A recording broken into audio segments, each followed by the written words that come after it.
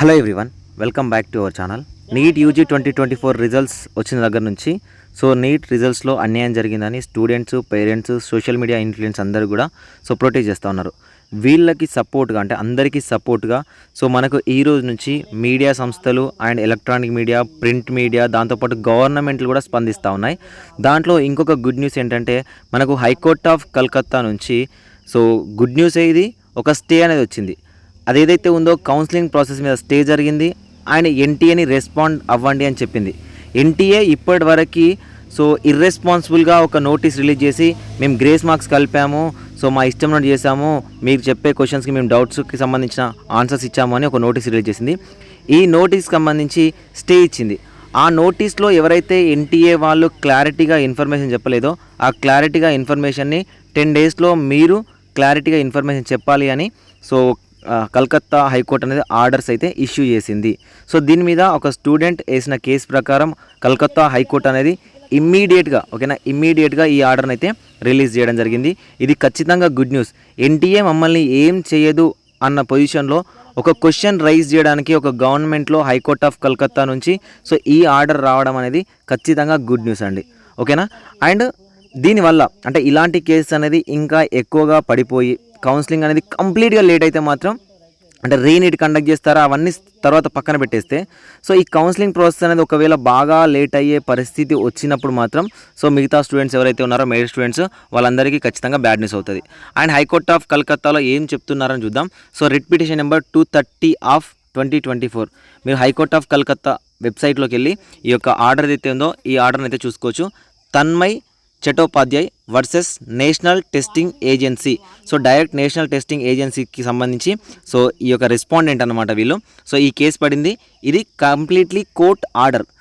ఈ court order ఏంటంటే ఈ కేసు ఏం జరిగిందంటే ఎన్టీఏ మనకి ఏదైతే గ్రేస్ మార్క్స్ సంబంధించి 718, 719 మార్క్స్కి సంబంధించి నోటీస్ రిలీజ్ చేయలేదో దానికన్నా ముందే మనకు ఈ పిటిషన్ అయితే ఫైల్ చేయడం జరిగింది.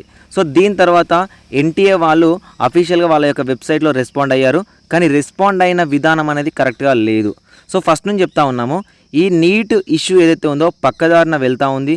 కేవలం రీనీట్ అనే ఇష్యూలో వెళ్తుంది. కానీ రీనీట్ అనే ఇష్యూ కాకుండా ఈ గ్రేస్ మార్క్స్ ఎందుకు కలిపారు, రిజల్ట్స్లో ఎందుకు వేరియేషన్ వచ్చింది, అండ్ కొంతమందికి ఓఎంఆర్ షీట్లో ఉన్న మార్క్స్కి నార్మల్ మార్క్స్కి తేడాలు ఎందుకు వచ్చాయి, ఎవాల్యుయేట్ చేసే ఛాన్సెస్ ఉన్నాయా, వీటి మీద ఫైల్ చేయడానికి ట్రై చేయండి అని చాలామంది స్టూడెంట్స్కి, పేరెంట్స్ కూడా చెప్పాము. అయితే రీనీట్ అనే ఇష్యూని పక్కన పెట్టేస్తే మనకు ఈ రిట్ పిటిషన్లో 718, 719 మార్క్స్కి ఎందుకు వచ్చాయి అని ఫైల్ చేస్తే కోర్టు ఇచ్చిన జడ్జిమెంట్ ఏంటి అంటే మీరిచ్చిన కాబట్టి ఇక్కడ ఏం చెప్తుందంటే justification of such an exercise can't be decide without an affidavit from the national testing agency respondent number 1. ఓకేనా. నేషనల్ టెస్టింగ్ ఏదైతే ఉందో అది మనకు రెస్పాండెంట్ నెంబర్ 1 అనమాట. కంప్లీట్ అఫిడవిట్ లేకుండా చాలా వీడియోస్లో చెప్పాం కదా 718, 719 అనేది 1593 క్యాండిడేట్స్కి ఇచ్చామని చెప్పారు.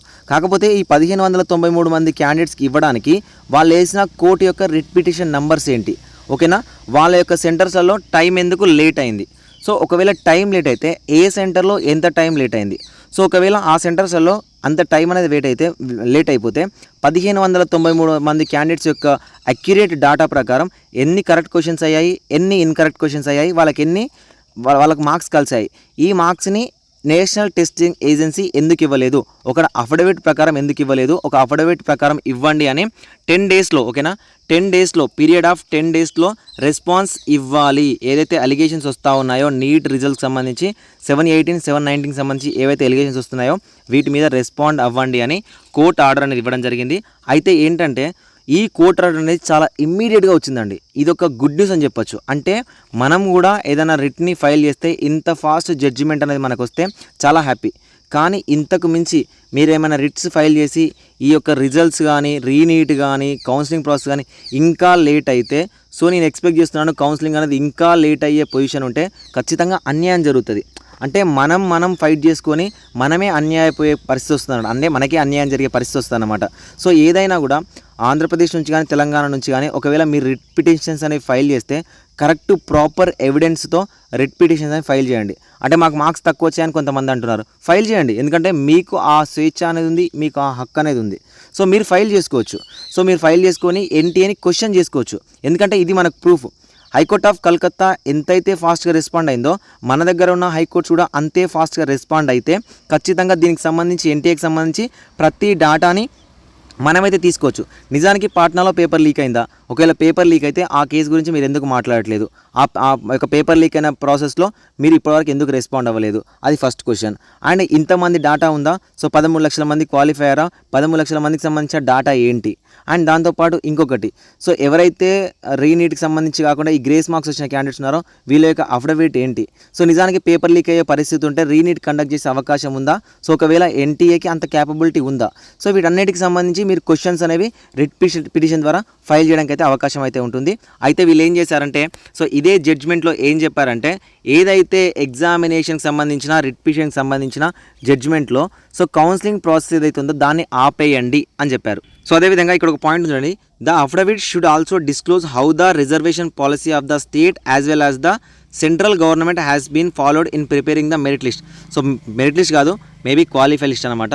సో ఈ అఫిడవిట్ ఎన్టీఏ ఇచ్చే అఫిడవిట్ ఏదైతే ఉందో అది మాత్రమే డిసైడ్ చేయగలుగుతుంది. అంటే ఫ్యూచర్లో సెంట్రల్ గవర్నమెంట్ కానీ స్టేట్ రిజర్వేషన్ పాలసీ ప్రకారం కానీ మెరిట్ లిస్ట్ని డిసైడ్ చేయగలుగుతుంది. కాబట్టి so list this matter after 2 weeks under the same heading before the regular bench. ఓకేనా? అదేవిధంగా national testing agency shall preserve the records pertaining to NEET UG 2024 examination until further order of this court. ఓకేనా? So ఏదైనా లిస్ట్కి సంబంధించి కానీ లేకపోతే qualify లిస్ట్కి సంబంధించి కానీ కౌన్సిలింగ్ సంబంధించి కానీ కంప్లీట్ ప్రాసెస్ అనేది దీనికి సంబంధించిన కంప్లీట్ వర్డిక్ట్ ఏదైతే ఉందో అది వచ్చేంత వరకు కూడా వెయిట్ చేయాల్సిందే అని ఈ కోర్ట్ ఆర్డర్లో ఉంది. సో 2 weeks టైం అనేది తీసుకున్నారు. అయితే నేను ఇక్కడ ఒక పాయింట్ చెప్పాలనుకున్నారు, ఇది గుడ్ న్యూసే ముమ్మాటికి, కానీ దీంట్లో బ్యాడ్ కూడా ఉంటుంది. ఈ బ్యాడ్ న్యూస్ ఏంటి అంటే, సో ఇంతలా రిట్ పిటిషన్స్ వేసి ఒకవేళ రిజల్ట్స్ అనేవి కానీ అంటే ఒక ప్రాపర్ ఇన్వెస్టిగేషన్ కానీ ఒక ప్రాపర్ రిజల్ట్స్ కానీ మనకి ఎన్టీఏ నుంచి కానీ గవర్నమెంట్ ఆఫ్ ఇండియా నుంచి కానీ లేకపోతే రీనీట్కి సంబంధించి కానీ కౌన్సిలింగ్ సంబంధించి కానీ మెరిట్ లిస్ట్లకు సంబంధించి కానీ ఒకవేళ డాటా అనేది లేకపోతే ఈ కేసెస్ అనేవి ఇలానే కంటిన్యూ అవుతే ఖచ్చితంగా అకాడమిక్ ఇయర్ 0 అకాడమిక్ ఇయర్ అయ్యే ఛాన్సెస్ కూడా ఉంటాయి. అంటే చూడండి, ఇవే cases, so number of cases అనేది పడితే అంటే మీరు వేయొచ్చు, కాకపోతే మనకు ఫాస్ట్గా రిజల్ట్స్ అనేవి రావాలి. ఒకవేళ లేట్ అవుతే ఖచ్చితంగా అకాడమిక్ ఇయర్ మీద ప్రభావం పడే అవకాశం ఉంది.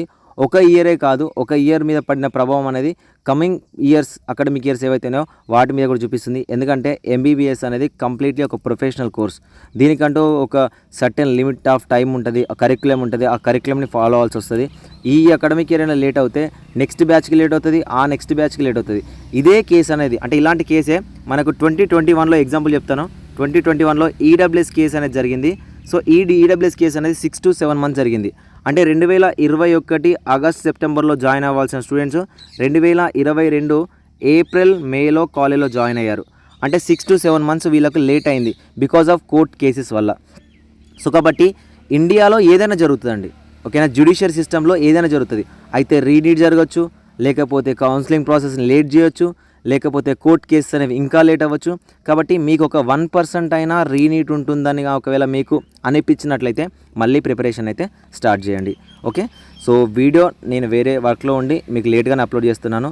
ఎలాంటి అప్డేట్ ఉన్నా చెప్పడానికి ట్రై చేస్తాను. Thank you for watching.